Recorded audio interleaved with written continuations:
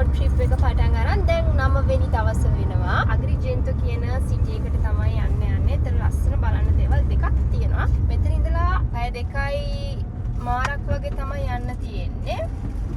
අත්‍තරම අපි හිටිය තැනට කිසිම ලයින් එක මුකුත් තිබුණේ නැහැ. ඉන්ටර්නෙට් නැතුව දවස් 2ක් හිටියා.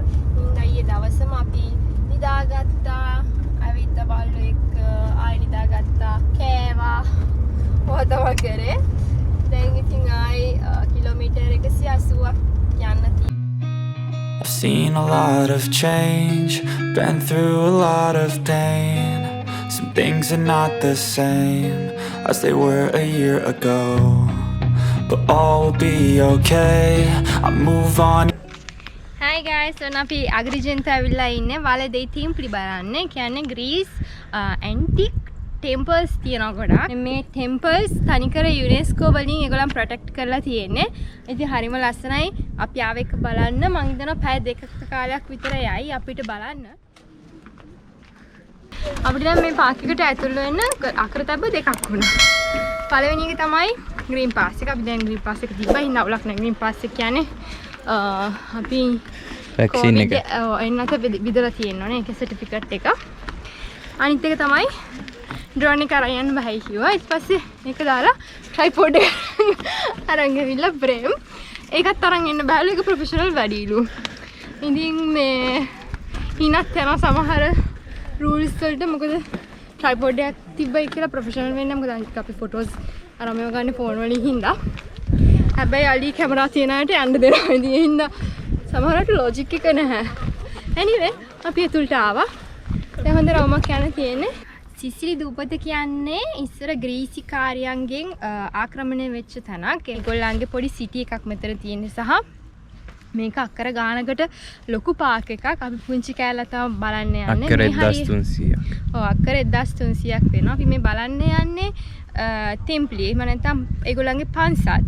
ඒගොල්ලන්ට ඉඳලා තියෙනවා එක එක දෙවිවරුන්. ඒ දෙවිවරුන් එක එක හේතුන් මත අදහන දෙවිවරුන්. දැන් මෙතන තියෙන පන්සල පොළව සරුසාරවත් වෙන්න ගිහිල්ලා අදහන ටෙම්පල් එකක් තමයි අපි දැන් බලන්නේ. ගිහින් ඉස්සරහට බලමු තව මොනවද තියෙන්නේ කියලා. ඉතින් ලස්සන කල්චර් එකක්, ලස්සන තැනක.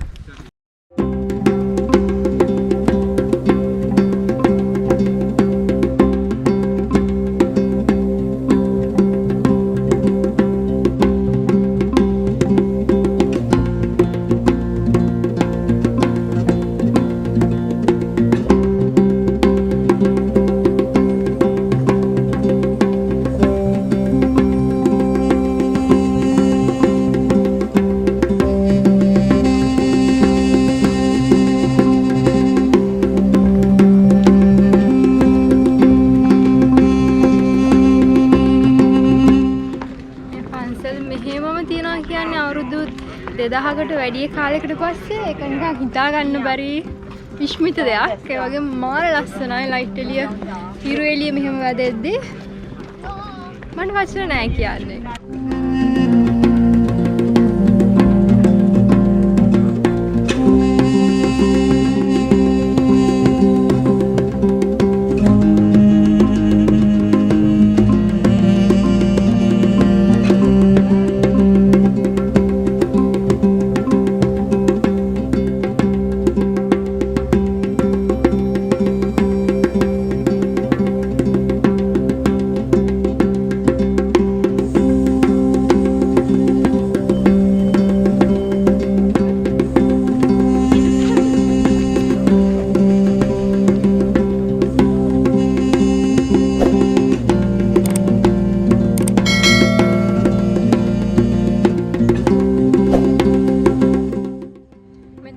මැජිකල් දේ තමයි එක පැත්තකින් අලුත් සිටි මොඩර්න් හැමදේම, මේ පැත්තේ පෞරාණික ලෝකයක්.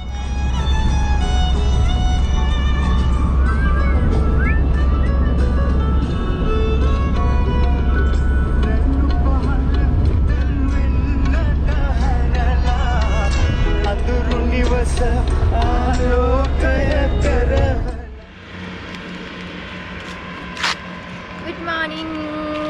දැන් වෙලා මං හිතන්නේ 6:00 වගේ 7:10ක් වගේ ඇති. අපි දැන් බල්ලෝ ඔක්කොම එළියට ගිහින් අතර තමයි පාක් කරලා තියෙන්නේ. මාර්ලේට එන්න කියලා පොරේ අපි කිව්වා ඊයා කැද තරකට අපි යන්නේ ලුණු වැඩි කියලා තුල්ට දාලා ආවා.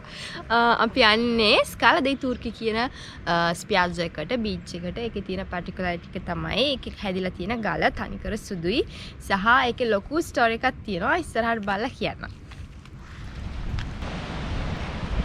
ඉතින් දැන් අපි හරි තැනට ඇවිල්ලා තියෙන. අනිත් පැත්තෙන් තියෙනවා බීච් එකට එන්න වෙන තැන. ඇයි මෙතනට කියන්නේ ස්කාලා දෙයි තුර්කි කියලා? වචනේ ට්‍රාන්ස්ලේට් කරොත් ඒක කියන්නේ ටර්කිෂ් පඩිපෙළ කියන එක. ඉතින් ගොඩාක් කාලයකට කලින් මුහුදු කොල්ලකරුවන් ඇවිල්ලා මෙතන පඩිපෙළ වගේ තියෙන හින්දා ඒගොල්ලන්ගේ බෝට්ටු ඔක්කොම ලං කරලා මේ තියෙන පුංචි ගම්මානවල තියෙන ඔක්කොම හොරකම් කරනවා. ඉතින් ඒගොල්ලන් ටර්කිෂ් අය නෙමෙයි ඇත්තටම. ඒක ඇරබික් අය.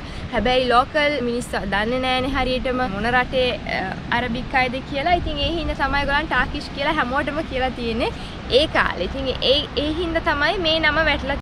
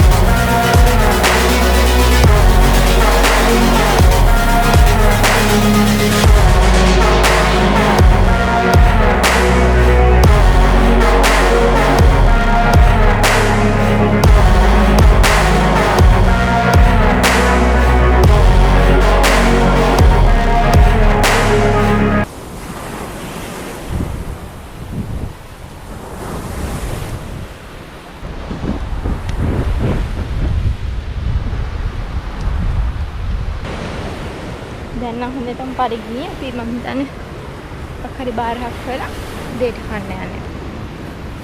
බයි බයි ස්කාලා දෙයි තුර්කි. එක්කද හිරේ ගියේ නෑනේ? තාටින් යයි. යා. මොනවද ඕනේ මල්ලි? කෞෂිකේ අලුත් කඩේ. අලුත් ජොබ් එක. මගේ ෆියුචර් එක මේක. ග්‍රැනිතා කරේ අත්තා ගන්න.